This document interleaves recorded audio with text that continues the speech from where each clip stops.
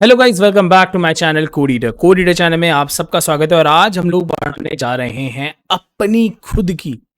Hello guys, welcome back to my channel Code Reader channel में आप सबका स्वागत है। और आज हम लोग बनाने जा रहे हैं अपनी खुद की प्रोग्रामिंग लैंग्वेज। जी हाँ, बिल्कुल सही सुना आपने, हम लोग अपनी खुद की प्रोग्रामिंग लैंग्वेज बनाने जा रहे हैं। और ये प्रोग्रामिंग लैंग्वेज अलग अलग ऑपरेशंस परफॉर्म कर सकेगी, जैसे addition, subtraction, multiplication, logical operations.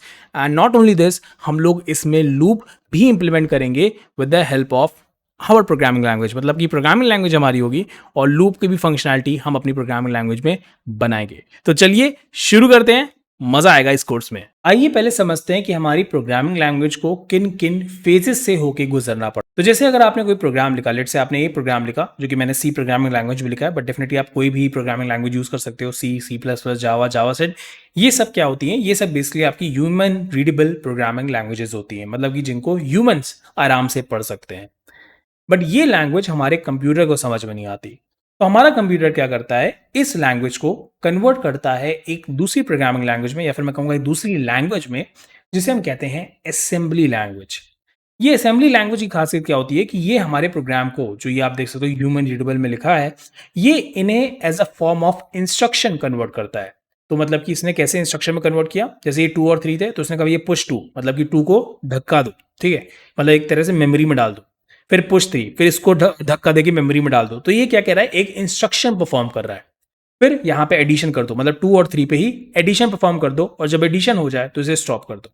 अभी ये चीज पे हम लोग और भी डिटेल में करेंगे, so just don't worry. But the point is कि असेंबली लैंग्वेज में क्या होते हैं, इंस्ट्रक्शंस होते हैं, ठीक है, और इसे कहा जाता है असेंबली लैंग्वेज। इसके बाद वाला स्टेप होता है जहां पे हमें अपने इस इंस्ट्रक्शन को कन्वर्ट करना पड़ता है बाइनरी नंबर्स में, क्योंकि हमारे प्रोग्राम, जो हमारा कंप्यूटर है, उसको ये भी इतने अच्छे से समझ में नहीं आता, और वो इसे कन्वर्ट करता है फिर बाइनरी नंबर्स में। तो आपने सुना होगा 0 1 0 1, इस तरह से होता है ना, कि कंप्यूटर को सिर्फ 2 भाषाएं समझ में आती, एक भाषा समझ में आती है जो कि है 0 और 1 की, तो उसको और कुछ समझ में नहीं आता। तो ये जो असेंबली लैंग्वेज है फिर कन्वर्ट होती है हमारी बाइनरी नंबर में। हमारा जो फोकस रहेगा प्रोग्रामिंग लैंग्वेज क्रिएशन में, वो इस एरिया पे रहेगा जहां पे हम लोग असेंबली लैंग्वेज को एक तरह से आप समझ सकते हो डिजाइन करेंगे, ठीक है, क्योंकि बाइनरी नंबर में करना तो बहुत ही कॉम्प्लिकेटेड हो जाएगा, क्योंकि आप समझ रहे हो इसमें सब कुछ 0 1 में होता है। तो हम क्या करेंगे, एक तरह से एक असेंबली लैंग्वेज डिजाइन करेंगे, जिसपे अगर कोई भी कोड करेगा तो उसको वहां पे रिजल्ट मिलेगा। और ये चीज ज्यादा आपको तब समझ में आएगी जब मैं इसको प्रैक्टिकली आपको करके दिखाऊंगा। अब एक दो चीजें आपको यहाँ पे मैं दिखाना जरूर चाहूंगा। तो आप देख रहे हो ना, ये जो पुश है, पुश ऐड, ये सब बेसिकली आपके ऑप कोड्स होते हैं। मैं आपको ये दिखाता हूँ। तो ये इथेरियम का डॉक्यूमेंटेशन है, और आप इथेरियम के डॉक्यूमेंटेशन में देख सकते हो, यहाँ पे आपके पास कई सारे ऑप कोड्स दिए हैं, स्टॉप, ऐड, मल्टीप्लीकेशन, सब्ट्रैक्शन, और ये सब देखोगे आप एक स्टैक नेम दिया हुआ है, राइट। तो ये पर्टिकुलर स्टैक में भी है। अब ये चीज हम लोग करके देखेंगे। तो ये जो आप देख रहे हो ना, यहाँ पे इसको हम लोग प्रैक्टिकली बनाने जा रहे हैं, तो बहुत मजेदार होगा। तो जस्ट थोड़ा वेट करना। इसी तरह से आप देख सकते हो बहुत सारे इंस्ट्रक्शंस दिए हुए हैं, इनको आप ऑप कोड्स कह लो, मतलब अभी के लिए आप ऑप कोड्स ही कहो, क्योंकि इंस्ट्रक्शन तो तब बनेंगे जब हम उस पर कोई ऑपरेशन परफॉर्म करेंगे, राइट। तो अभी ये सब आपके ऑप कोड्स हैं। अब अगर मैं सॉलिडी के रेफरेंस में इसको दिखाऊं आपको, तो यहाँ पे आप देखोगे सॉलिडी में एक प्रोग्राम लिखा हुआ है। अब अगर मैं इसको डिप्लॉय करता हूँ, लेट से आपको मैं डिप्लॉय करता हूँ, और यहाँ पे इस पे नीचे जाते हैं, तो आप देखोगे मैं यहाँ पे डीबग पे क्लिक करूंगा, और आप देखोगे कि ये जो प्रोग्राम था, अगर आप ध्यान से देखो तो यहाँ पे भी कई सारे के इंस्ट्रक्शंस परफॉर्म हो रहे हैं। पुश, पुश 4 0, तो ये सब क्या है, बेसिकली ये सब आपकी मेमोरीज हैं। और यहाँ पे आप देख सकते हो बहुत सारे ऑप कोड्स, या फिर मैं कहूँ बहुत सारे इंस्ट्रक्शंस परफॉर्म किए जा रहे हैं। जो आपने ये प्रोग्राम लिखा था, जो कि आपके सामने बहुत छोटा सा था, वही असेंबली प्रोग्रामिंग लैंग्वेज में अगर आप देखोगे तो बहुत बड़ा सा है। और ये प्रोग्राम जो आप इंस्ट्रक्शंस देख रहे हो, राइट, ये भी कन्वर्ट हो जाएंगे एक तरह से बाइनरी नंबर पे, क्योंकि इनको भी एग्जीक्यूट होना होता है ईवीएम पे, राइट। तो आप देख सकते हो कि किस तरह से ये कन्वर्जन यहाँ पे भी हो रहा है। और यहाँ पे भी आप देखोगे तो स्टैक का ही यूज होता है, और हम लोग भी जो प्रोग्रामिंग लैंग्वेज डिजाइन करेंगे उसमें भी स्टैक का ही यूज करेंगे। तो चलिए अब अपनी प्रोग्रामिंग लैंग्वेज को डिजाइन करने के पूरे प्रोसेस को समझते हैं। काफी मजेदार होगा ये प्रोसेस। तो जैसा कि मैंने कहा कि हमें अपनी प्रोग्रामिंग लैंग्वेज को डिजाइन करना है, तो इसके लिए हमें जरूरत पड़ेगी डेटा स्ट्रक्चर, जो कि है स्टैक। अब जिन लोगों को स्टैक नहीं पता, मैं उनको बता देता हूँ। तो बेसिकली स्टैक कुछ और नहीं होता है। स्टैक आपका एक प्रिंसिपल वर्क करता है, जिसे हम कहते हैं लास्ट इन फर्स्ट आउट। तो यहाँ पे आप देखोगे बहुत सारी इंस्ट्रक्शंस हैं। मैंने क्या किया, इन सारे इंस्ट्रक्शंस को इस स्टैक में रख दिया, जिससे मैं कह रहा हूँ इंस्ट्रक्शन स्टैक, ठीक है। अब मैं क्या कह रहा हूँ कि last in first out, right. तो लास्ट इन फर्स्ट आउट का क्या मतलब है कि पहले आप देखो पुश को यहाँ पे आपने क्या किया, पुश किया स्टैक पे, फिर आपने 2 को पुश किया स्टैक पे, फिर पुश को पुश किया स्टैक। बेसिकली पुश इंस्ट्रक्शन का नाम है, और मैं जब कह रहा हूँ कि पुश किया, तो मतलब एक तरह से आप समझ सकते हो कि मैंने स्टैक में इंसर्ट किया इस पर्टिकुलर इंस्ट्रक्शन को। फिर मैंने यहाँ पे पुश किया 3 को, फिर मैंने पुश किया ऐड को और फिर मैंने पुश किया स्टॉप को। तो इस तरह से अगर आप देखोगे तो मैं किस तरह से इंसर्शन कर रहा हूँ, लास्ट में एक तरह से आप समझ सकते हो कि मैं इंसर्शन कर रहा हूँ, राइट? पहले इसमें, फिर इसमें, फिर इसमें, फिर इसमें, फिर इसमें।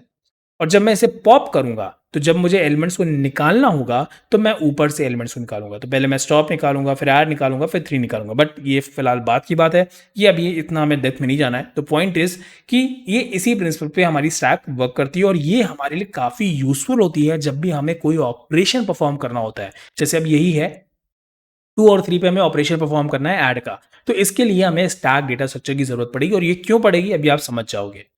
तो अभी मैं आपको एक एग्जांपल के थ्रू ये ऑपरेशन किस तरह से परफॉर्म होता है ये मैं आपको समझाता हूँ।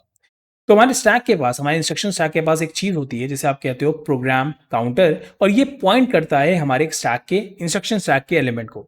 उसी तरह से हमारे पास दूसरा स्टैक होता है और ये स्टैक हमारे ऑपरेशन को एग्जीक्यूट करने में हेल्प करता है और इसके पास भी अपना एक पॉइंटर होता है जिसे हम कहते हैं स्टैक पॉइंटर। ठीक है, तो ये मैंने अपने नाम दिए हुए हैं, तो ये स्टैक पॉइंटर है।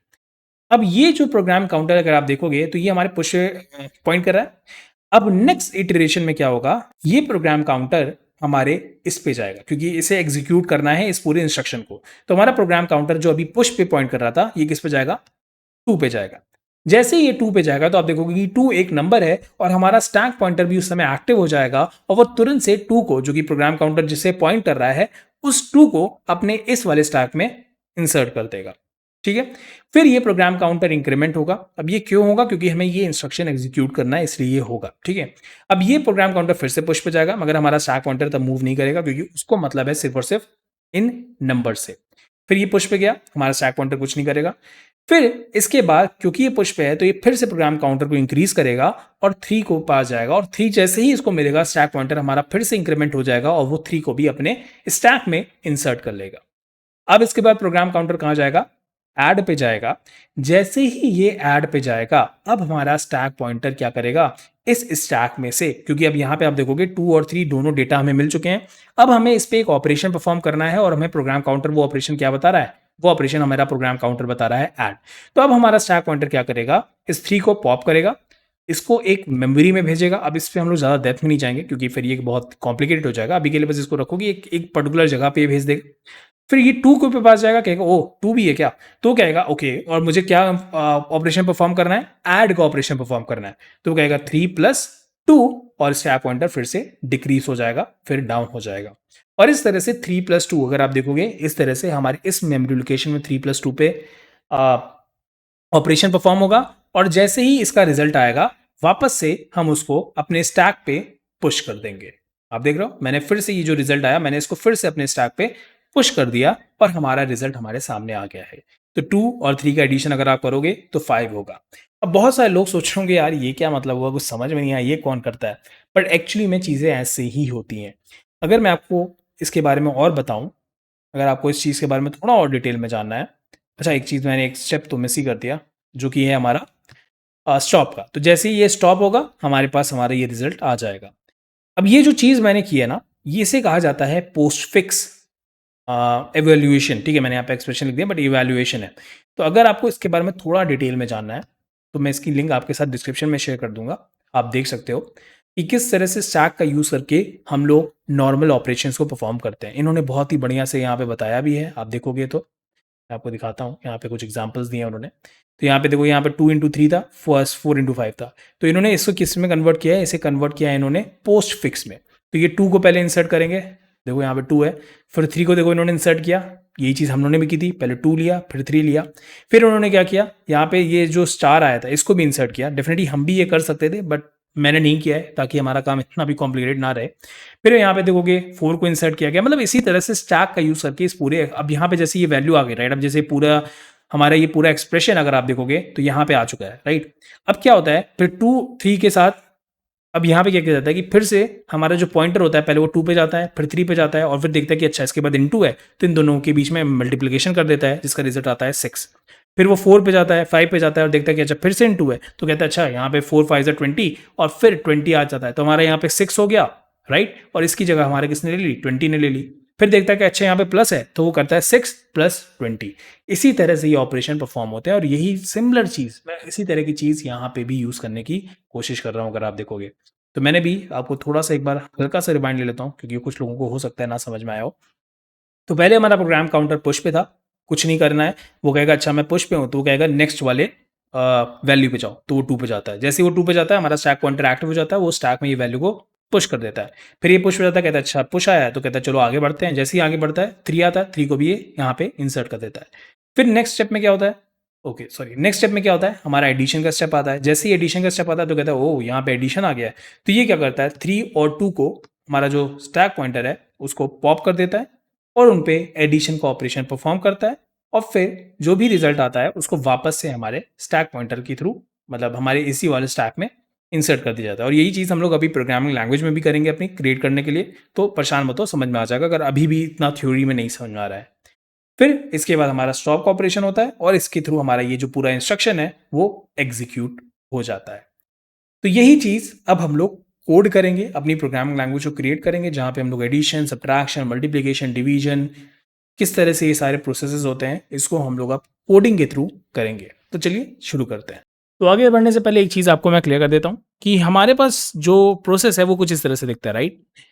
अब हाई लेवल प्रोग्रामिंग लैंग्वेज किस में कन्वर्ट होगी, असेंबली लैंग्वेज में कन्वर्ट होगी।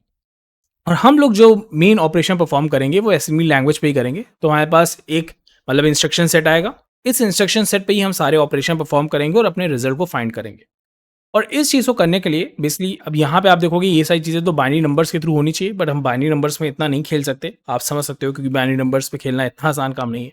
तो हम लोग क्या करेंगे, ये बाइनरी नंबर्स के जो ऑपरेशंस हैं उसको हम लोग यूज़ कर लेंगे जावास्क्रिप्ट के थ्रू, मतलब हम लोग जावास्क्रिप्ट के थ्रू वो ऑपरेशंस परफॉर्म कर लेंगे।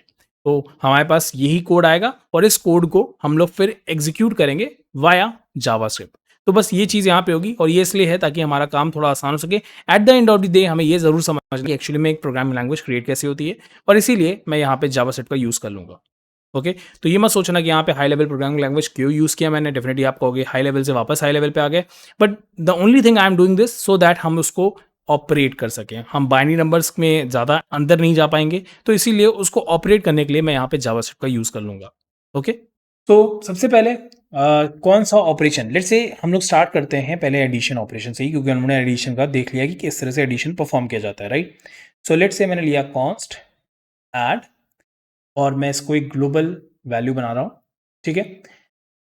अब इसके बाद हम लोग अपना बनाएंगे, लेट्स से इसका नाम रख देता हूँ मैं मशीन, ठीक है? जो कि हमारी मशीन है जो कि इन सबको एग्जीक्यूट करेगी, और एक कंस्ट्रक्टर, और इस कंस्ट्रक्टर में हमारे पास 2 स्टैक्स होंगे जैसे कि हम लोगों ने देखा, राइट? सो मैं एक ऑब्जेक्ट बनाऊंगा पहले, दिस डॉट स्टेट, ठीक है? तो एक ऑब्जेक्ट बना लिया और इसके अंदर मैं 2 वैल्यूज को असाइन करूंगा, बेसिकली 2 क्या, 3 को करूंगा। पहला तो हो गया हमारा प्रोग्राम काउंटर, प्रोग्राम काउंटर, ठीक है? ये हम लोगों ने देखा ही था कि ये हमारे स्टैक के साथ पूरे टाइम लगा रहता है। दूसरा बना लेते हैं हमारी स्टैक, जो हम लोगों ने देखी थी, हमारी इंस्ट्रक्शन स्टैक आप कह सकते हो एक तरह से। और तीसरा हो गया हमारा कोड, जहां पे हम अपना कोड ट्रांसफर करेंगे। अब ये चीज़ आपको क्लियर हो जाएगी, just wait for some time. अब हमें क्या करना होगा, हमें एक प्रोग्राम बनाना होगा। लेट्स से मैं यहाँ पे लिख देता हूँ रन इंस्ट्रक्शन, जो कि हमारे इंस्ट्रक्शंस को रन करेगा, जो भी असेंबली लैंग्वेज कोड हमारे पास आएगा। और इसमें हम लोग अपने जो भी कोड आएगा, या फिर मैं कहूँ जो भी प्रोग्रामिंग लैंग्वेज आएगी, इसको मैं यहाँ पे पास कर दूंगा। अब इसमें हम लोग क्या करेंगे, बेसिकली इसमें हम लोग बेसिकली अपने कोड को पास करेंगे। कोड का मतलब क्या है कि एक तरह से हमारा जो इंस्ट्रक्शन है इसको हम लोग इस फंक्शन में पास करेंगे। तो जैसे कि अगर मैं बोलूँ, so const code is equal to, हमारा जो पहला इंस्ट्रक्शन था वो क्या था, पुश, फिर उसके बाद 2, फिर पुश, उसके बाद 3, और फिर ऐड, और फिर स्टॉप। कुछ इसी तरह का था, राइट?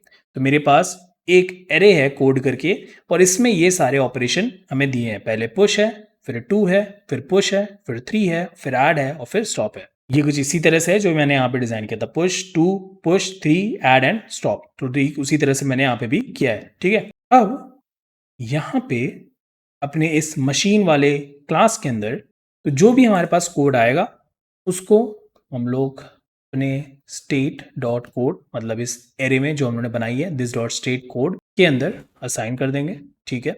और यहाँ पे हम लोग एक वाइल लूप लगाएंगे। वाइल लूप क्यों लगाएंगे? क्योंकि हमें इंस्ट्रक्शन को, अगर आप ध्यान से देखोगे, मैं आपको दिखाता हूँ, हमें इंस्ट्रक्शन को बार बार एग्जीक्यूट करना है, राइट? एक तरह से पहले हमें यहाँ पे जाना है, फिर इसके बाद हमें यहाँ पे जाना है। तो मतलब कि ये लूप जो लगातार चलता रहेगा, राइट। एक पर्टिकुलर टाइम के बाद ये लूप स्टॉप होगा और तभी हम लोग क्या करेंगे, एक तरह से रीसेट पे जाएंगे। तो इसलिए हमें यहाँ पे एक लूप की ज़रूरत पड़ेगी और ये लूप बेसिकली चेक करेगा। अभी इसको मैं रहने दूंगा, बस अभी के लिए यहाँ पे इसको मैं यहाँ पे जो भी मतलब कंडीशन है उसको यहाँ पे रहने देता हूँ अभी के लिए, वो अभी मैं बाद में बताऊंगा। अभी के लिए बस एक लूप लगा लेते हैं और इसके बाद अब मैं इसके अंदर क्या रखूंगा, अपने इंस्ट्रक्शंस को रखूंगा। तो इसके लिए मैं क्या करूंगा, अपना एक वेरिएबल बनाऊंगा जिसका नाम मैं रख दूंगा ऑपकोड। ऑपकोड क्यों? क्योंकि हमारे ऑपकोड ही तो होते हैं ये ना, पुश। मैंने बताया था आपको, ये अभी ऑपकोड्स की लिस्ट भी दिखाई थी इथेरियम के। तो मैं यहाँ पे अपने ऑपकोड्स को स्टोर करूंगा और इसके अंदर मैं क्या करूंगा, दिस डॉट स्टेट कोड, और यहाँ पे this dot state dot program counter की जो भी वैल्यू होगी, मतलब ध्यान देना इनिशियली हमारा प्रोग्राम काउंटर 0 है, राइट। तो एक तरह से यहाँ पे वैल्यू क्या हुई होगी, 0, राइट। यहाँ पे वैल्यू आई 0 और कोड 0 में क्या होगा, क्योंकि अभी हम लोगों ने यहाँ पे देखो कोड असाइन किया, right, this dot state dot code में। कोड 0 में बेसिकली होगा हमारा पुश, राइट। कोड 0 में होगा हमारा पुश। एक तरह से आप यही समझ सकते हो कि यही सेम एरे यहाँ पे है, ठीक है। एक तरह से आप यहाँ पे इस तरह से भी समझ सकते हो कि यही सेम एरे यहाँ पे है, जिसमें कि पुश है, 2 है, पुश है, 3 है, ऐड है और स्टॉप है। तो अभी के लिए ये पुश मतलब इस वाली जगह पे है, राइट, 0 पे, क्योंकि प्रोग्राम काउंटर इनिशियली 0 है। तो ये हमारा ऑप कोड हो गया, राइट, कि पुश हमारा ऑप कोड हो गया। अब इसके बाद हम क्या करेंगे, यहाँ पे एक स्विच स्टेटमेंट लगाएंगे, क्योंकि भाई हमारे पास डिफरेंट डिफरेंट ऑप कोड्स हो सकते हैं। अभी तो हम चलो एडिशन पे बना रहे हैं, बट हो सकता है कल को हम सब्ट्रैक्शन पे बनाए, हो सकता है कल को डिवीजन पे बनाए। तो इसलिए मुझे यहाँ पे एक स्विच स्टेटमेंट की जरूरत पड़ेगी जिसमें मैं ये ऑप कोड पास करूंगा, ठीक है, ओके। इसमें मैं ये ऑप कोड पास करूंगा और लेट्स से पहला केस हम ये रख सकते हैं, अगर हमारे पास पुश आएगा, अगर हमारे पास पुश आएगा, so this dot state dot program counter plus plus. यही चीज़ हम लोगों ने अभी डायग्राम में भी देखी थी कि जैसे ही पुश आता है हम प्रोग्राम काउंटर को इंक्रीज कर देते हैं और फिर जो वैल्यू आएगी, क्योंकि जैसे ही हम पुश करेंगे हमें एक न्यूमेरिक वैल्यू मिलेगी, so this dot state dot code और दिस डॉट फिर से हमारा स्टेट डॉट प्रोग्राम काउंटर। तो अगर आप देखोगे मैंने इंक्रीज कर दिया इसकी वैल्यू, तो मतलब अब हम इस पर्टिकुलर जगह पे आ गए, राइट, 0 से 1, और अब मेरे वैल्यू में वैल्यू क्या आ गई, 2 आ गई। अब मैं करूंगा this dot state dot stack dot push. यही चीज़ हम लोगों ने की थी वहाँ पे भी, राइट। अगर आपको याद नहीं तो मैं यहाँ पे दिखा देता हूँ। हम लोगों ने यही किया था कि पहले हमारा ये पुश पे ही था प्रोग्राम काउंटर, फिर नेक्स्ट स्टेप में जैसे ही 2 आया तो हमने तुरंत से स्टैक पॉइंटर को अपने इंक्रीज किया और उसमें 2 वैल्यू डाल दी, और यही चीज़ हम लोगों ने यहाँ पे भी की, राइट। हम लोगों ने इस वाले स्टैक में, जो ये वाला स्टैक है, इसके अंदर अपनी वैल्यू 2 को इंसर्ट कर दिया और इसके बाद हम क्या करेंगे, सिंपली यहाँ से ब्रेक कर लेंगे कि भैया हमने अपना इंसर्शन वाला काम पूरा कर दिया। इसके बाद हम क्या करेंगे, एक और यहाँ पे बनाएंगे ऑप कोड जो कि है हमारा एडिशन का, राइट। तो एडिशन के लिए क्या करेंगे, एडिशन के लिए बहुत ही सिंपल है, हम अपनी वैल्यूज को लेंगे, राइट। सो मैं लूंगा const this dot state dot stack dot pop. तो बेसिकली इसी स्टैक में हमारी सारी वैल्यूज होंगी। तो जब ये स्टैक फुल हो जाएगा तो मैं क्या करूंगा, वहां से पॉप करूंगा। तो मैं सिंपली यही कर रहा हूँ कि this dot state dot stack dot pop, और जो हमारी दूसरी वैल्यू होगी उसको भी मैं यहाँ से पॉप करा लूँ, स्टैक डॉट। और इनको पॉप कराने के बाद मैं क्या करूंगा, इन पे एडिशन का ऑपरेशन परफॉर्म करूंगा, राइट। तो मैं यहाँ पे क्या करूंगा, लेट से मैं एक और वेरिएबल बना देता हूँ रिजल्ट, और इसके अंदर मैं a प्लस बी लूंगा और फिर मैं इसी सेम वैल्यू को this dot state dot stack dot push कर दूंगा इस वैल्यू को। और अगर अभी भी थोड़ा सा कंफ्यूजन है तो यहाँ पे देख लो भाई, यही किया था। पहले हम लोगों ने सारी वैल्यूज को यहाँ पे इंसर्ट करा लिया, 2 और 3 हमारे दोनों आ गए। फिर जैसे ही वैल्यूज आई फिर हमने कहा कि भैया 3 को लो पॉप करो, 2 को लो पॉप करो, उन पे एडिशन परफॉर्म करो। यही चीज़ हम लोगों ने यहाँ पे की है, 2 को लो पॉप करो, 3 को लो पॉप करो और फिर एडिशन परफॉर्म करो। और फिर यहाँ पे भी हम लोग फिर ब्रेक कर देंगे कि यहाँ पे कुछ एरर आ रहा है, ओके ठीक है, अभी वो एरर चला जाएगा। अभी हम लोगों ने एक ऑप कोड के लिए कुछ नहीं किया, जो कि है हमारा स्टॉप, राइट। हम लोगों ने पुश के लिए किया, ऐड के लिए किया, स्टॉप के लिए नहीं किया। स्टॉप के लिए भी कर लेते हैं। स्टॉप के लिए हम क्या करेंगे, हम लोग लगा लेंगे एक केस कि अगर हमारा स्टॉप आता है, राइट, अगर हमारा स्टॉप आता है तो उस समय हम लोग एक एरर थ्रो कर देंगे, थ्रो न्यू एरर। अभी आप समझ जाओगे कि एरर मैं क्यों थ्रो कर रहा हूँ। हम कह देंगे भैया रिजल्ट, या फिर मैं कह सकता हूँ इंस्ट्रक्शन सक्सेसफुल। ठीक है, इस तरह से मैं यहाँ पे, अब ऐसा करने की वजह ये है कि मैं क्या करूँगा, इस जो पूरे स्विच ब्लॉक है ना, इसको मैं ट्राई और कैच के विद इन डाल दूँगा। अभी आप समझ जाओगे कि मैं ऐसा कर क्यों रहा हूँ। इस पूरे स्विच ब्लॉक को लेते हैं और इसको मैं देख सकते हो आप ट्राई ब्लॉक के अंदर डाल दूंगा, और अगर कोई एरर आएगा जो कि मैं कैच करूंगा, उस एरर को मैं क्या करूंगा, return this dot stack, not stack actually state dot stack, और this dot state dot stack dot length -1। Basically मैंने किया क्या है, मैं थोड़ा सा आपको आइडिया देता हूँ। मैंने रिजल्ट को क्या किया था, इस वाले स्टैक पे पुश कर दिया था, राइट। तो मतलब कि अगर आप देखो तो हम लोग इस जगह पे हैं, राइट, 5 इस 0th इंडेक्स पे है, इस स्टैक के 0th इंडेक्स पे है। अब मैं क्या कह रहा हूं कि this dot state dot stack, this dot state dot stack length. अब लेंथ क्या है हमारे स्टैक की, लेंथ होगी हमारी 1, क्योंकि जब हमने इंसर्ट किया वैल्यू को तो हमारी लेंथ होगी 1, और फिर हमने उसमें से माइनस कर दिया 1, तो हम कौन से इंडेक्स पे आ गए, 0th इंडेक्स पे आ गए, मतलब कि जहां पे वैल्यू हमारी रिजल्ट स्टोर था, और फिर बस हमने इसको यहाँ पे रिटर्न करा दिया। और इस तरह से ये हमारा क्या हो गया, पूरी तरह से कंप्लीट हो गया, और हम लोगों ने अपने पूरे इंस्ट्रक्शन को एग्जीक्यूट कर लिया। अब बात करते हैं कि हमारे इस वाइल लूप में क्या रहेगा, क्योंकि देखो अभी हमारे वाइल लूप में कुछ भी नहीं है और ये इनफाइनाइट चलेगा, इनफाइनाइट क्या एरर ही दे रहा है अभी तो वाइल लूप में हम क्या कंडीशन लगाएंगे कि this dot state dot program counter, इसकी वैल्यू, इसकी जो वैल्यू है वो this dot state dot code dot length के छोटी होनी चाहिए। क्यों, क्योंकि भाई हमारे कोड में अगर देखो, ये जो हमारी कोड एरे है, इसी में तो हमारे सारे इंस्ट्रक्शंस हैं, इसी में सारे इंस्ट्रक्शंस हैं, तो प्रोग्राम काउंटर की वैल्यू इससे तो ज़्यादा हो ही नहीं सकती। और यही चीज़ हम लोगों ने डायग्राम में भी देखा था कि प्रोग्राम काउंटर स्टॉप पे आता है और इसके बाद रुक जाता है। तो अगर प्रोग्राम काउंटर इससे ऊपर जा रहा है तो मतलब कि हमारे पास इंस्ट्रक्शंस खत्म हो गए, क्योंकि अगर हम इस एरे की लेंथ की बात करें, इस एरे की लेंथ बात करें जो कि हमारे लिए विजुअल स्टूडियो कोड में कोडिंग एरे है, तो इसकी अगर हम लेंथ की बात करें तो इसकी लेंथ कितनी है, 5 है, 6 है, सॉरी 6 है, इसकी लेंथ 6 है, और प्रोग्राम काउंटर इस समय कहाँ पे है, 6 पे ही है।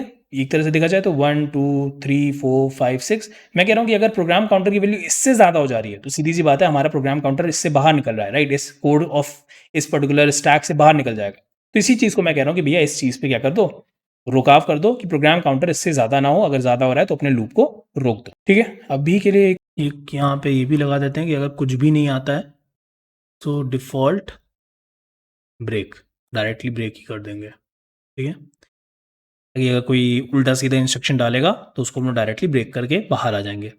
और यहाँ पे एक चीज़ हम लोग और करेंगे कि अपने प्रोग्राम काउंटर को इंक्रीज भी करेंगे। अब ये समझ में आ जाएगा आपको तुरंत से, बस थोड़ा सा मुझे समय दीजिए। तो इसलिए हम कर क्या रहे हैं, हम देखिए इस वाइल लूप के अंदर ही हैं और इस प्रोग्राम काउंटर को इंक्रीज किए जा रहे हैं। तो इसका क्या सेंस है अभी आपको मैं बताता हूँ, बट पहले एक चीज़ देख लूँ कि एरर कहाँ से आ रही है, क्या हम लोगों ने मिस कर दिया। ओके, ये चीज़ तो पहले हमारे क्लास में होगी, इसको यहाँ पे कर दो, ठीक है, इसीलिए एरर आ रहा था। अब ठीक है, सही। तो अब देख लो भाई, बहुत ही सिंपल सा कोड लिखा है, हो सकता है शुरू में थोड़ा आप लोगों को लगे डिफिकल्ट, बट कोशिश यही है कि आपको समझ में आया होगा। तो बेसिकली हम कर क्या रहे हैं, अब देखना, इसको मैं पूरा अब एग्जीक्यूट करके बताता हूँ, क्योंकि अभी मैंने स्टेप बाय स्टेप आपको बताया। सो पहली बार में अगर आप देखोगे हमारा ये कोड जाएगा जैसे कि मैंने बोला, तो अब इसको ध्यान से देखो, पहले वाली वैल्यू क्या होगी, पुश हो गई, राइट। तो पहली बार में अगर आप देखोगे ऑप कोड पुश गया और इसने ये वाली लाइन को एग्जीक्यूट किया, स्टैक पॉइंटर को, सॉरी प्रोग्राम काउंटर को इंक्रीज किया, इस वैल्यू को फिर स्टैक में पुश किया। तो स्टैक में क्या पुश हुआ होगा, 2 पुश हुआ होगा, क्योंकि प्रोग्राम काउंटर इनिशियली पुश पे था, फिर हमने इंक्रीज किया तो 2 पे आया और हमने इसको पुश कर दिया। फिर इसके बाद क्योंकि और कोई यहाँ पे ब्रेक, मतलब हमारा कोई केस स्टेटमेंट तो मिलेगा नहीं, तो इसीलिए हम लोग कहाँ पे जाएंगे, डायरेक्ट इस पे आएंगे, राइट, क्योंकि ये देखो हमारा जो स्विच स्टेटमेंट है, जो भी इसकी ट्राई, या फिर मैं कहूँ ये जो ट्राई और कैच ब्लॉक है वो यहाँ पे खत्म हो जाएगा, राइट। और इसके बाद हमारा ये वाली लाइन फिर एग्जीक्यूट होगी, this dot state dot program counter plus plus, जिसकी वजह से अब हम लोग कौन से वाले सेक्शन पे आ जाएंगे, फिर हम लोग इसी वाले पुश पे वापस से आ जाएंगे, फिर से हम यहाँ पे जाएंगे, राइट, और फिर से हम 3 वाली वैल्यू को पुश करेंगे अपने स्टैक पे। फिर क्या होगा, फिर से अगर आप देखोगे वापस से हम यहाँ पे आएंगे प्रोग्राम काउंटर पे, फिर इसको इंक्रीज करेंगे और फिर ऊपर जाएंगे और फिर देखोगे आप कि यहाँ पे क्या आ गया है, एडिशन आ गया है, राइट। 3 पे थे, अब यहाँ पे ऐड पे आ गया। अब यहाँ पे हमारा ये वाला मैच कर जाएगा और फिर ये जैसे ही मैच करेगा तो हमारी पहली वैल्यू क्या गई थी, पहली वैल्यू गई थी हमारी 2 और फिर 3। और जैसे कि मैंने आपको बताया कि स्टैक के केस में हमेशा हम लोग ऊपर से पॉप करेंगे, राइट। सो 3 पॉप होगा, फिर 2 पॉप होगा, फिर 3 + 2 होगा और फिर हम क्या कर रहे हैं, उसी रिजल्ट को वापस से पुश कर दे रहे हैं उसी स्टैक पे और फिर हम यहाँ से ब्रेक कर ले रहे हैं। फिर ब्रेक करने के बाद वापस से हम यहाँ पे आएंगे, फिर प्रोग्राम काउंटर प्लस प्लस होगा और ये अब कहाँ पे जाएगा, हमारे स्टॉप वाले इंस्ट्रक्शन पे जाएगा।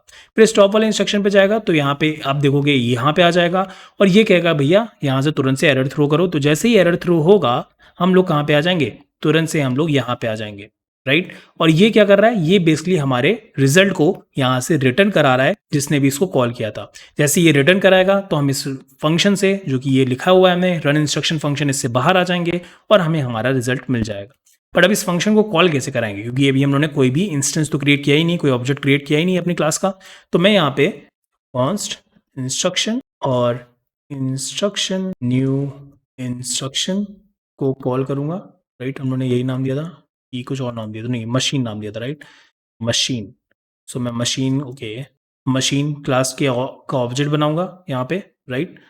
और फिर मैं यहाँ पे फिर रिजल्ट दूंगा, कॉन्स्ट रिजल्ट, और रिजल्ट में मैं यहाँ पे किसको कॉल कर लूंगा, मैं इंस्ट्रक्शन डॉट रन इंस्ट्रक्शन और इसके अंदर मैं कोड वाली एरे को पास कर दूंगा और फिर जो भी रिजल्ट आएगा इसको यहाँ पे हम लोग कंसोल डॉट लॉग करा लेंगे रिजल्ट, ठीक।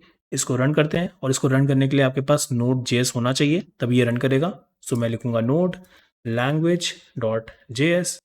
ओके, मैंने पुश इज नॉट डिफाइंड बता दिया। ओके, एक्चुअली हम लोग ने यहाँ पे डिफाइन नहीं किया, राइट, कि पुश क्या है। और सो पुश भी हो गया हमारा, राइट। ये सारे इंस्ट्रक्शंस मैं ग्लोबल डिक्लेयर कर दे रहा हूँ, कॉन्स्ट, और यहाँ पे हमारा स्टॉप भी, राइट, स्टॉप, और यहाँ पे मैंने किया स्टॉप।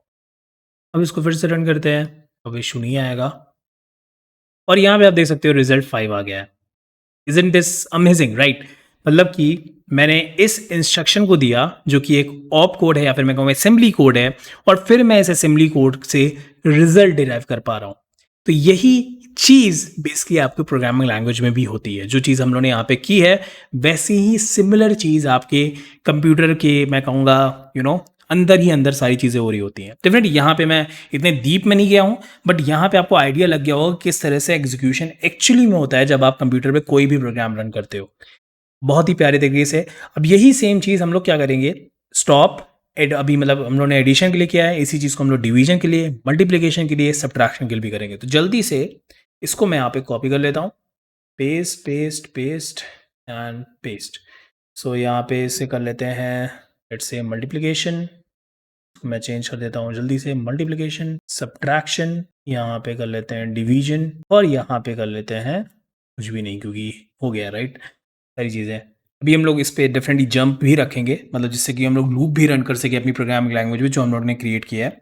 जो भी ये असेंबली कोड जा रहा है, अगर आप देखोगे तो यहाँ पे जो असेंबली कोड गया उसी से हम लोग ने रिजल्ट ड्राइव किया, राइट। उसी तरह से भी हम लोग अपने इस प्रोग्रामिंग लैंग्वेज में जो हम लोग क्रिएट कर रहे हैं इसके लिए हम लोग क्रिएट करेंगे फिर जंप स्टेटमेंट भी, ताकि हम लोग लूप की तरह इसमें रन कर सकें। इसको करने का प्रोसेस बहुत ही सिंपल है, हम लोगों ने काफ़ी स्टेप्स यहाँ पे कर ही लिए हैं।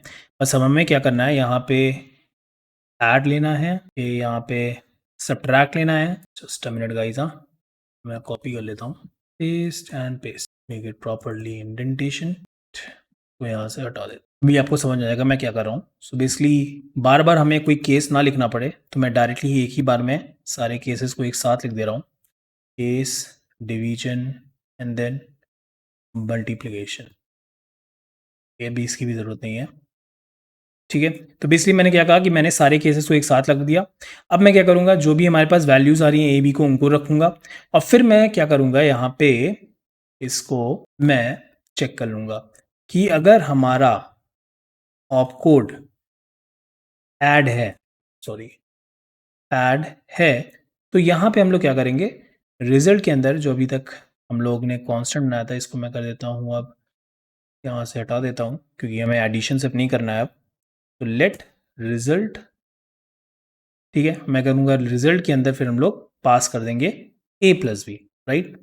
और यही सेम चीज़ फिर हम लोग इसके लिए भी कॉपी पेस्ट कर लेते हैं, copy paste paste and paste. और अगर हमारे पास सब्ट्रैक्शन आएगा तो हम क्या करेंगे, हम लोग सिंपली ए माइनस बी कर लेंगे।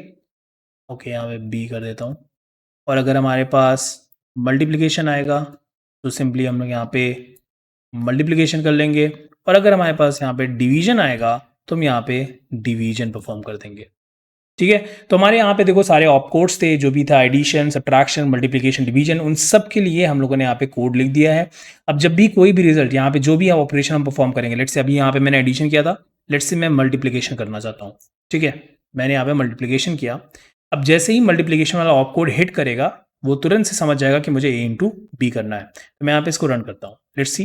और आप देख सकते हो यहाँ पे 6 रिटर्न हो गया है। अगर यही चीज़ मैं यहाँ पे लेट्स से सब्ट्रैक्शन करता हूँ तो आप देखोगे हमारी प्रोग्रामिंग लैंग्वेज सही तरीके से वर्क करेगी और हमें सही रिजल्ट भी देगी।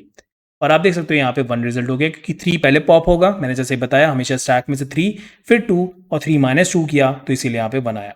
तो इसी तरह से हम लोगों ने अपने बेसिक प्रोग्रामिंग लैंग्वेज को काफ़ी हद तक कर लिया है। अब नेक्स्ट स्टेप में हम लोग क्या करेंगे, यहाँ पे less than equal to, greater than equal to and और ये सारे ऑपरेशन भी इसमें ऐड करेंगे। और वो स्टेप भी काफ़ी सिंपल है, आपको मैं बताऊँ तो आपको सिंपली फिर से यहाँ से कॉपी करना है और यहाँ पे पेस्ट करना है। और यहाँ पे अब आपको क्या चाहिए, लेस देन चाहिए लेट्स से, तो आप लेस देन के लिए यहाँ पे बना लो। ओके, तो यहाँ पे मैं कर दूंगा LT। उसी तरह से आपको लेट्स से चाहिए ग्रेटर देन के लिए, सो यहाँ पे आप ग्रेटर देन के लिए बना लो। और यहाँ पे आपको लेट्स से चाहिए इक्वल टू के लिए, सो आप यहाँ पे इक्वल टू के लिए बना लो। और लेट्स से अगर आपको एंड और भी निकालना है, जो भी नंबर्स आप दे रहे हो उसका एंड और भी निकालना है, तो आप यहाँ पे और भी ऐड कर सकते हो। सो लेट्स से यहाँ पे ये सारे हमारे देख सकते हो आप ऑप कोड्स हैं जो हम लोगों ने डिफाइन किए हुए हैं। और यहाँ पे लेट्स से मुझे चाहिए एंड और यहाँ पे मुझे चाहिए और, तो आप ये भी चीज़ें यहाँ पे डिफाइन कर सकते हो। और ये हो गया हमारा और। तो इस तरह से हमने अपने सारे ऑप कोड्स डिफाइन कर लिए। अब बस इनके रिलेटेड हमें इंस्ट्रक्शंस को प्रिपेयर करना है। फिर से हम लोग वही चीज़ करेंगे, यहाँ पे हम लोगों ने पहले से ही सारे केसेस लिखे हुए थे, बस यहाँ पे फिर से कुछ केसेस और ऐड कर देते हैं। Case of LT, case of GT मतलब कि greater than, case of equal to, then again case of and then case of or. तो हमारे पास जो भी आएगा फिर हम लोग उससे डील कर लेंगे। यहाँ पे वापस से इसको फिर से कर लो आप कॉपी पेस्ट चाहे तो 1 2 3 4 एंड 5। पहले हम लोग लेट से यहाँ पे चेक कर ले रहे हैं LT के लिए, फिर उसके बाद GT के लिए, उसके बाद इक्वल टू के लिए, देन एंड, और उसके बाद हमारा यहाँ पे आएगा और, ठीक है। तो इस तरह से हम लोगों ने अपने सारे इंस्ट्रक्शंस प्रिपेयर कर लिए हैं। अब यहाँ पे एक चेंज कर लेते हैं। तो जब लेस देन हमें देखना होगा, less than right, so less than के लिए हम लोग यहाँ पे टर्नरी ऑपरेटर यूज कर सकते हैं। कह सकते हैं कि भैया अगर A लेस देन B है, सो इन दिस केस ये टर्नरी ऑपरेटर है जो आपने जावास्क्रिप्ट में पढ़ा भी होगा। सो इस केस में 1 रिटर्न कर दो, अदरवाइज 0 रिटर्न कर दो, ठीक है। तो टर्नरी ऑपरेटर किस तरह से वर्क करेगा कि अगर, सॉरी मैंने यहाँ पे कर दिया है, यहाँ पे नहीं होगा, ये यहाँ पे होगा लेस देन के केस में। तो मैं कह रहा हूँ कि अगर A लेस देन B है, A लेस देन B है तो 1 रिटर्न करो, अदरवाइज 0 रिटर्न करो। अगर A ग्रेटर देन B है तो 1 रिटर्न करो, अदरवाइज 0 रिटर्न करो। उसी तरह से इक्वल टू में भी अगर A इक्वल टू B है तो 1 रिटर्न करो, अदरवाइज 0 रिटर्न करो। और यहाँ पे एंड के लिए भी आप देख सकते हो एंड ऑफ B, और यहाँ पे और के लिए भी आप देख सकते हो कि और ऑफ B। अब इस चीज़ को भी रन करके देखते हैं तो आई थिंक ज़्यादा मज़ा आएगा।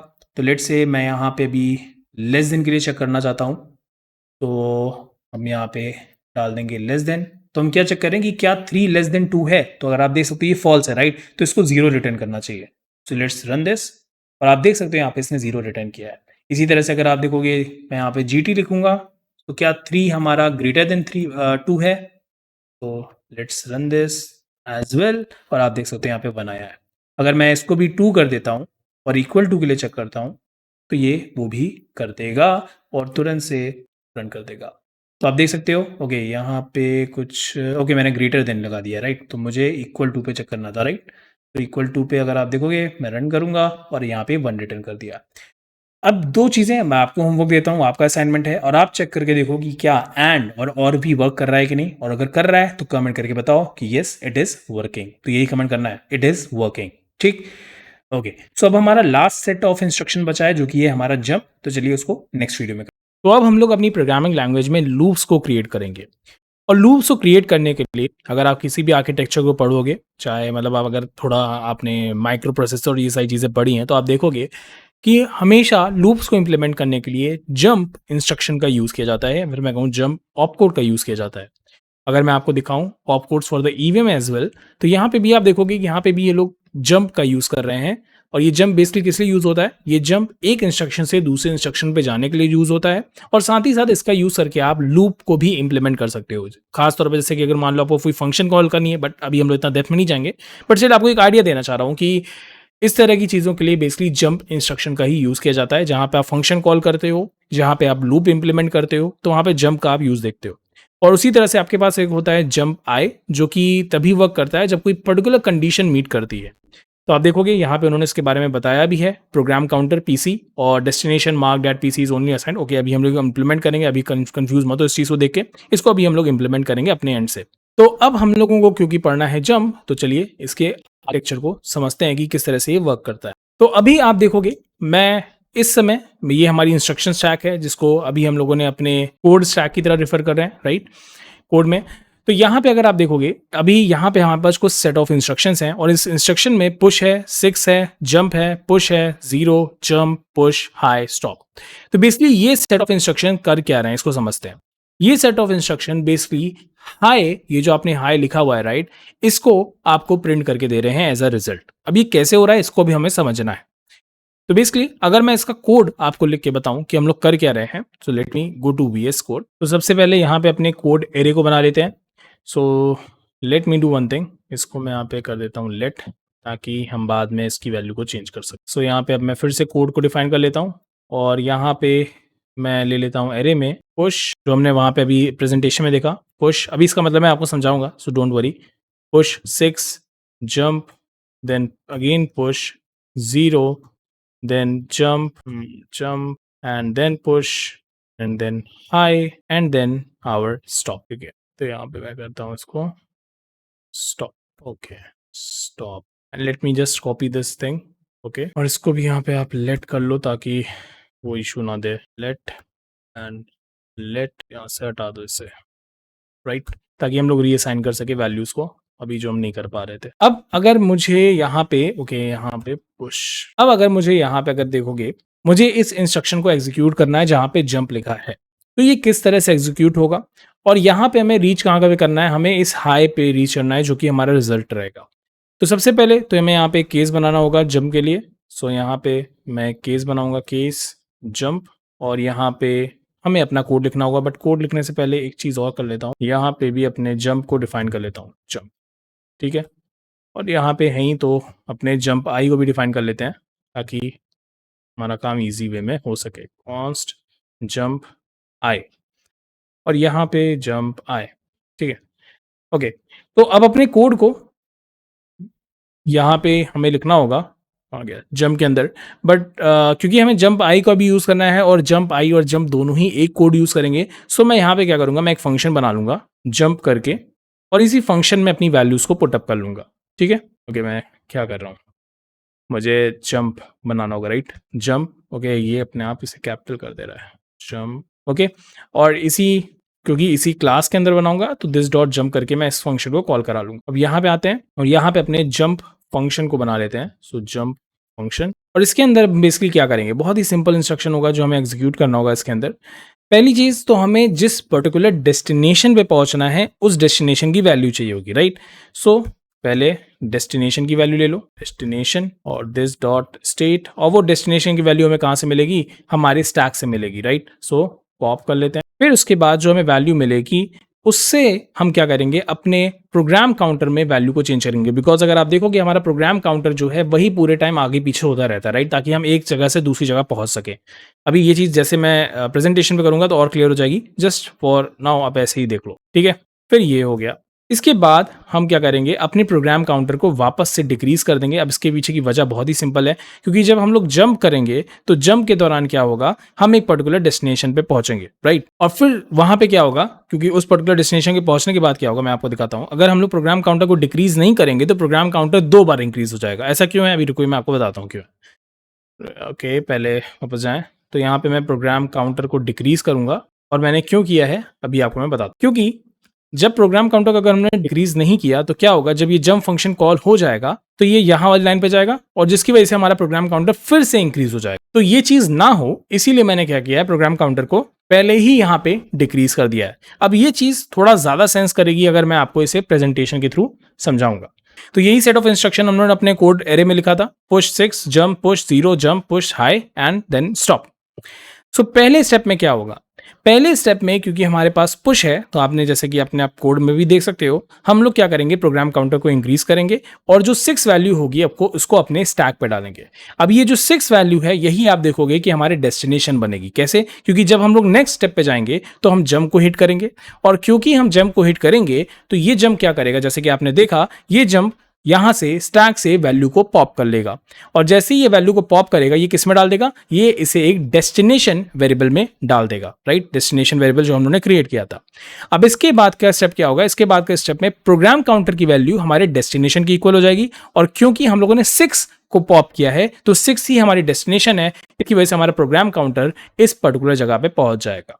ठीक है, अब क्योंकि हम इस जगह पे पहुंच चुके हैं तो हमें अपने प्रोग्राम काउंटर को डिक्रीज करना पड़ेगा, मतलब कि हमें वापस से 5 पे आना पड़ेगा। क्यों आना पड़ेगा, क्योंकि अभी हमारा प्रोग्राम काउंटर फिर से इंक्रीज होगा जैसे ही हमारा ये जो स्विच स्टेटमेंट है वो कंप्लीट होगा, तो जिसकी वजह से हमारा प्रोग्राम काउंटर वापस से पुश पे पहुंच जाएगा। तो इसीलिए वो डिक्रीज का प्रोसेस मैंने किया था। और एक बार पुश पे पहुंचने के बाद हम फिर से प्रोग्राम काउंटर को इंक्रीज करेंगे, हाई की वैल्यू को फेच करेंगे, अपने स्टैक में डालेंगे, और फिर हमारा स्टॉप आ जाएगा, और जैसे ही हमारा स्टॉप आएगा जो भी वैल्यू हमारे स्टैक में होगी हम उसको पॉप कर लेंगे और हमें हमारा रिजल्ट मिल जाएगा। इसी तरह से आपका जंप इंस्ट्रक्शन वर्क करता है, इसी तरह से आप एक जगह से दूसरी जगह पहुंच पाते हो, और इसी तरह से इसमें आप लूप्स को भी कर सकते हो इनकॉर्पोरेट। अभी मैं आपको दिखाऊंगा, इसीलिए मैंने यहाँ पे ये जो एक्स्ट्रा पुश 0 लिखा हुआ है ना, पुश 0, आप सोच रहे होगे कि यहाँ पे क्यों लिखा है, ये इसीलिए लिखा है ताकि वो चीज़ भी आपको मैं दिखा सकूँ। अभी के लिए पहले इस वाले इंस्ट्रक्शन को एग्जीक्यूट करके चेक करते हैं। सो वापस से VS कोड में चलते हैं और इसको रन करते हैं, और यहाँ पे अपने प्रोग्राम को हम फिर से रन करते हैं, नोट language.js, और आप देख सकते हो यहाँ पे हमारा हाई प्रिंट होके आ गया है, जो कि हम लोगों ने अपने जंप इंस्ट्रक्शन के थ्रू हासिल किया है, राइट। अगर आप देखोगे, सो लेट मी डाउन, और आप देख सकते हो कि हमारा जंप इंस्ट्रक्शन के थ्रू हमारे हाई हमें प्रिंट होके मिल गया है।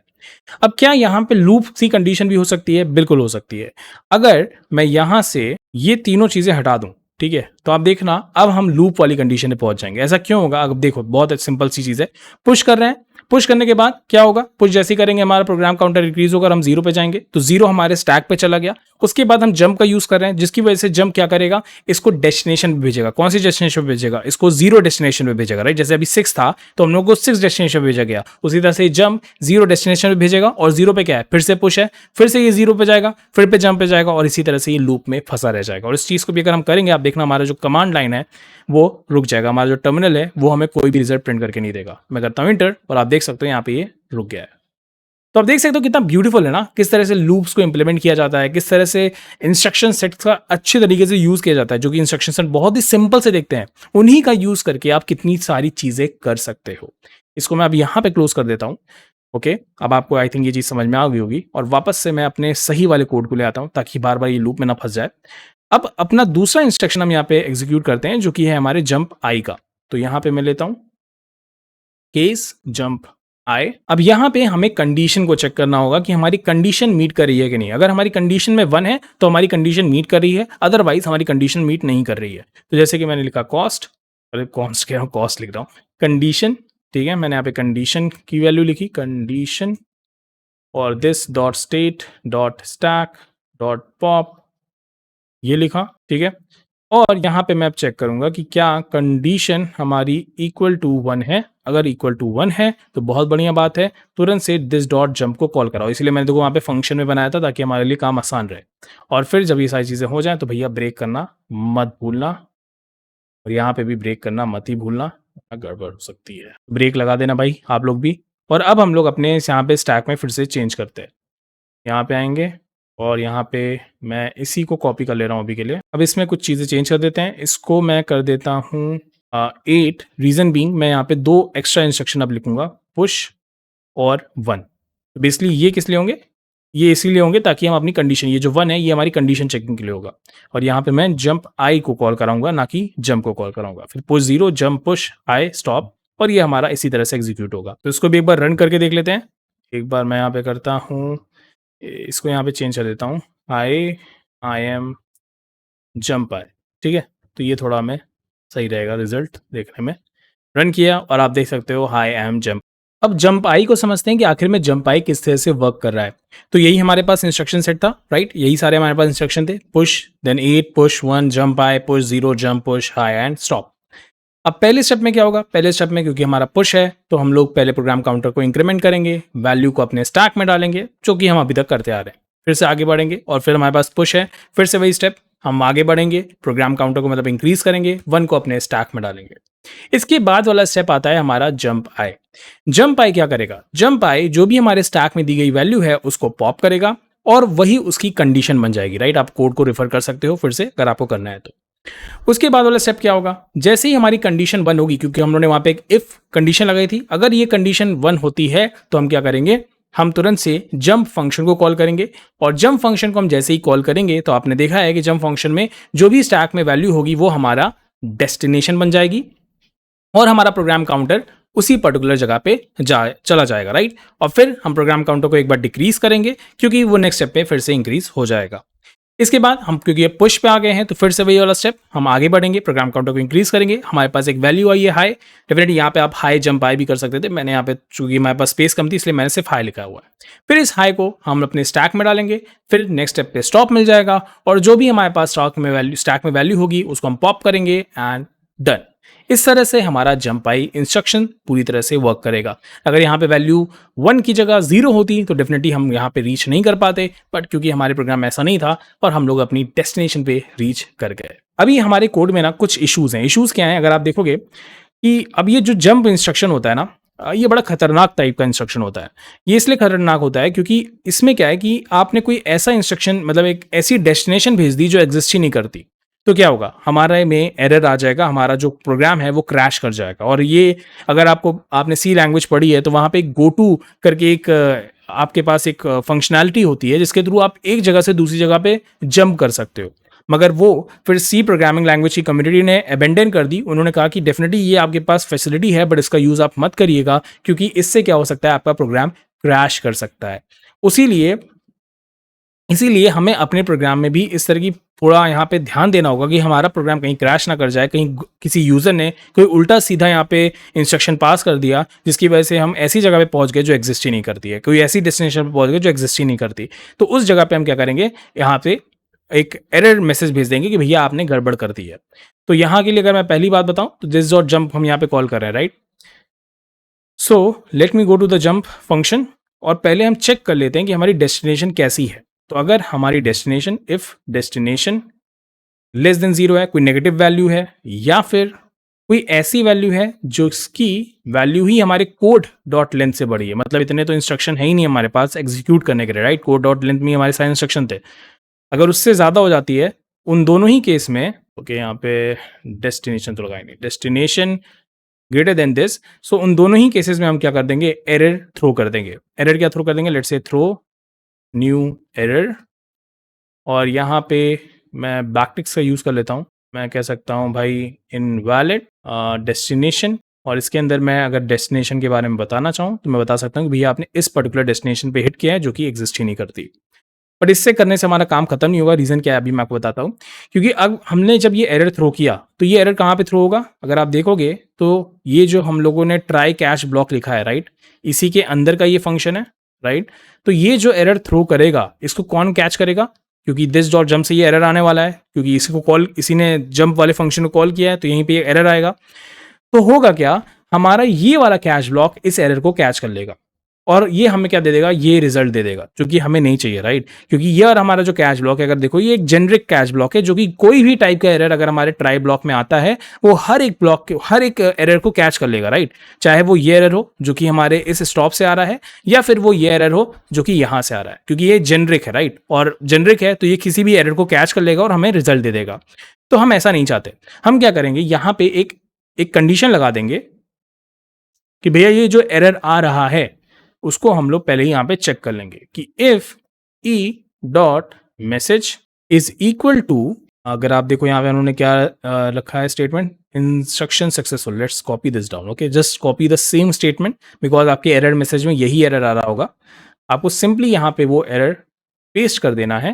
तो अगर ऐसा होगा तो ही हम, मतलब अगर ये वाला एरर आया जो कि हमें स्टॉप की वजह से मिला है, तो ही हम इसको वो करेंगे, अदरवाइज हम इसको पहले मैं कर लूँ और यहाँ से पेस्ट।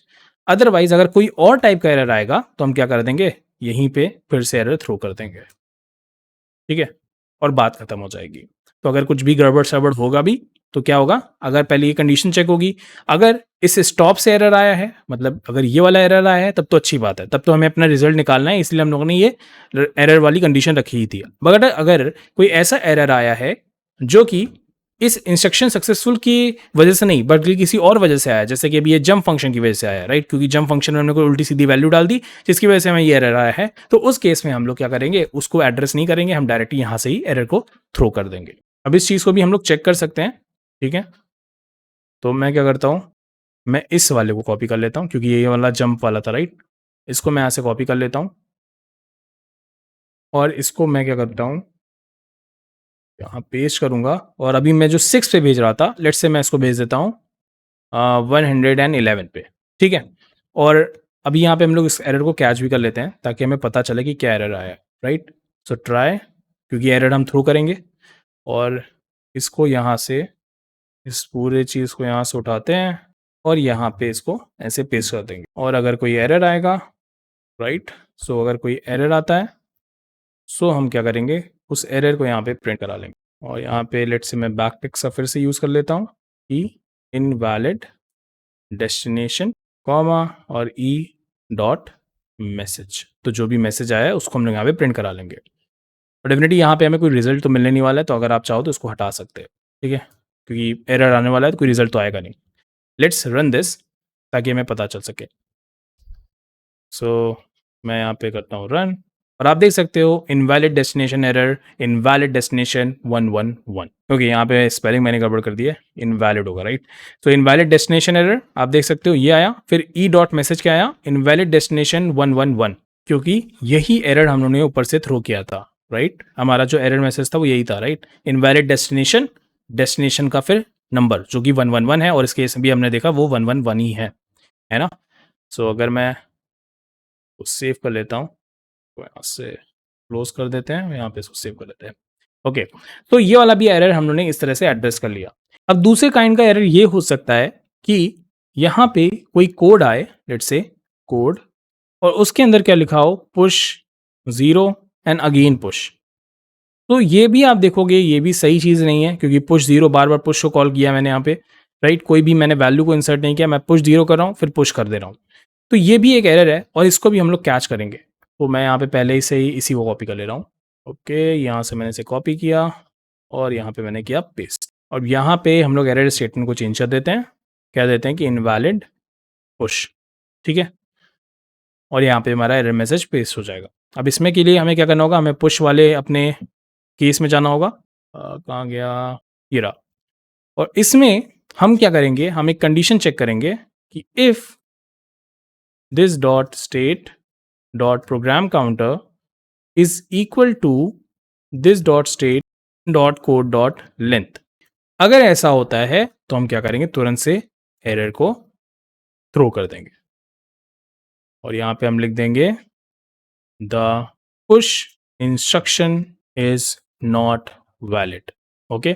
और इस तरह से हम लोग यहां से एरर सेंड कर देंगे। तो बेसिकली हम क्या करें कि अगर हमारे प्रोग्राम काउंटर की वैल्यू, ओके, जिसको हम इंक्रीमेंट कर रहे हैं हर बार, और हमारे कोड डॉट लेंथ की वैल्यू दोनों ही सेम आ रही है, उस केस में हम ये एरर थ्रो कर देंगे। तो इस एरर को समझते हैं। तो बेसिकली अभी आप देखोगे पुश 0 पुश है, तो मैंने यहाँ पे पुश पे है मेरा प्रोग्राम काउंटर, तो मैं जैसे ही से रन करूंगा तो क्या होगा, सीधी सी बात है, प्रोग्राम काउंटर इंक्रीमेंट होगा और जो वैल्यू होगी उसे हम अपने स्टैक में डाल देंगे। सही है।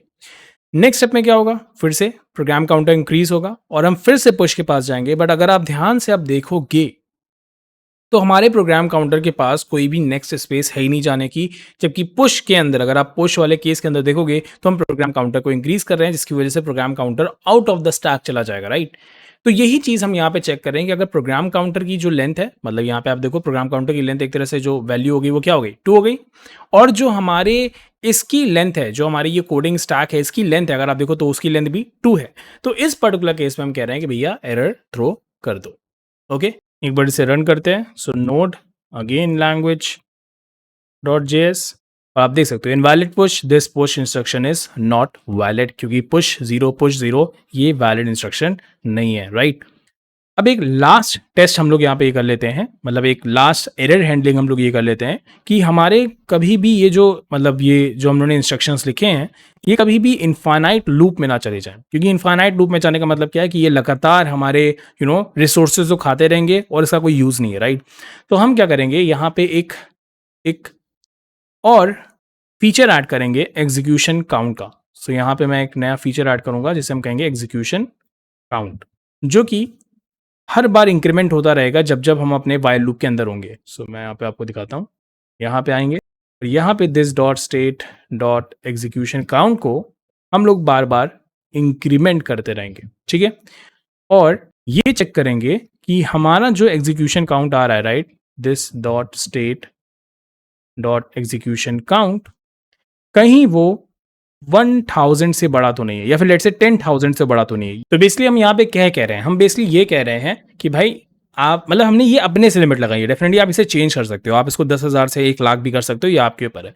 बट मैं कह रहा हूँ कि भाई हमारा जो ये कोड, जो हमारी कोड एरे है, वो कभी भी इतने ज़्यादा इंस्ट्रक्शन कंसिस्ट नहीं करेगी। ये मेरा एजम्पशन है। डेफिनेटली आप, फिर से मैं कहूँगा, ये आपके ऊपर है। मैं इसलिए कर रहा हूँ ताकि इनफाइनाइट लूप ना आए। जैसे ये 10,000 से नंबर क्रॉस करेगा हम कह देंगे कि ये इनफाइनाइट लूप है। बट डेफिनेटली आपके केस में हो सकता है आपको नहीं, मेरे लिए इनफाइनाइट लूप नहीं है, मैं अपने इंस्ट्रक्शन में खूब सारे इंस्ट्रक्शंस में रखना चाहता हूँ। आप अपनी कोड एरे में बहुत सारे इंस्ट्रक्शन रखना चाहते हो, ये हो सकता है ये आपके लिए हो। बट मैं अपने इस पर्टिकुलर प्रोग्राम के लिए, जो मैं अपनी प्रोग्रामिंग लैंग्वेज बना रहा हूँ, तभी मैं कह रहा हूँ ना कि आप लोग अपनी अपनी प्रोग्रामिंग लैंग्वेज बना रहे हो, तो उस केस में मैं नहीं चाहता कि ये 10,000 से ज़्यादा जाए। और अगर 10,000 से ज़्यादा जाएगा तो मैं तुरंत से यहाँ पे एरर भेज दूंगा कि भैया थ्रो न्यू एरर, और ये एरर क्या होगा कि इनफाइनाइट लूप डिडक्टेड, ठीक है।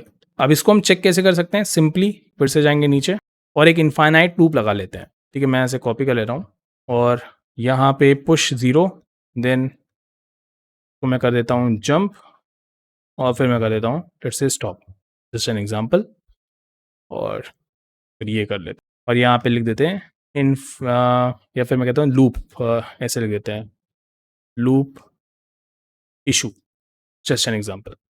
तो अब ये हमारा इनफाइनाइट लूप में जाएगा, और अगर इनफाइनाइट लूप में जाएगा तो हमारा ये जो एरे है, मतलब सॉरी हमारा जो प्रोग्राम है, ये इसे डिटेक्ट कर लेगा और आप देख सकते हो loop issue infinite loop detected, ठीक है। डेफिनेटली फिर से मैं कहूँगा आप 10,000 से उसको और भी बढ़ा सकते हो, कम कर सकते हो, ये आपके ऊपर है। बट क्योंकि हमारी प्रोग्रामिंग लैंग्वेज है तो हम जो चाहे वो कर सकते हैं, राइट।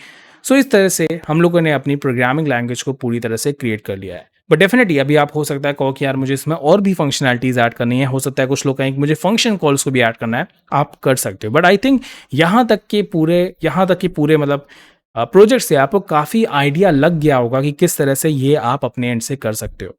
मैंने आपको पूरा एक आइडिया दे दिया है किस तरह से प्रोग्रामिंग लैंग्वेज बनती है। अब ये आपके टास्क है कि आप इस प्रोग्रामिंग लैंग्वेज को और बढ़िया बनाओ और सुधारो, ताकि ये और बढ़िया लगे, राइट। ताकि आप ये अपने रिज्यूमे में भी डाल सको, गिटहब पे अपने दोस्तों के साथ शेयर कर सको कि see I have created my own programming language. और हमारी प्रोग्रामिंग लैंग्वेज में मैथमेटिकल ऑपरेशंस हैं, पुश है, स्टॉप है, जंप है, लूप लगाना है, A to Z जो होना चाहिए एक प्रोग्रामिंग लैंग्वेज है वो सारी चीज़ें हैं, राइट। और आप देख सकते हो, और हम लोगों ने काफ़ी ब्यूटीफुली इसको बनाया है, काफ़ी कम नंबर ऑफ कोड में से बनाया है, तो ये काफ़ी बढ़िया अचीवमेंट है, राइट। सो आई होप ये आपको वीडियो अच्छा लगा होगा और आपको इससे काफ़ी कुछ सीखने को भी मिला होगा। ज़रूर से कमेंट करके मुझे बताइएगा कि आपने क्या सीखा और क्या फीडबैक है, ठीक है। Congratulations for completing this course, ये आप लोगों के लिए।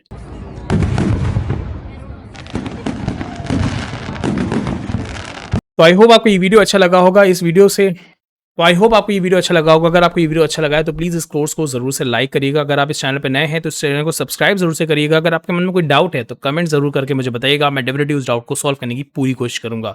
साथ ही साथ आप मुझसे इंस्टाग्राम पे कनेक्ट कर सकते हैं, ये आईडी है कोडीटर21। और अगर आपको हमारे ब्लॉकचेन डेवलपर की कम्युनिटी को ज्वाइन करना है तो लिंक डिस्क्रिप्शन में दी है, आप उसको भी ज्वाइन कर सकते हैं। ज़रूर से फीडबैक बताइएगा कि कैसा लगा आपको ये कोर्स और क्या आप मुझसे चाहते हैं कि मैं एक एडवांस कोर्स बनाऊं। अगर आप चाहते हैं कि मैं एक एडवांस कोर्स बनाऊं तो डेफिनेटली कमेंट करिएगा below that we want advance course. Okay, so मिलते हैं हम लोग नेक्स्ट वीडियो में। Till then bye.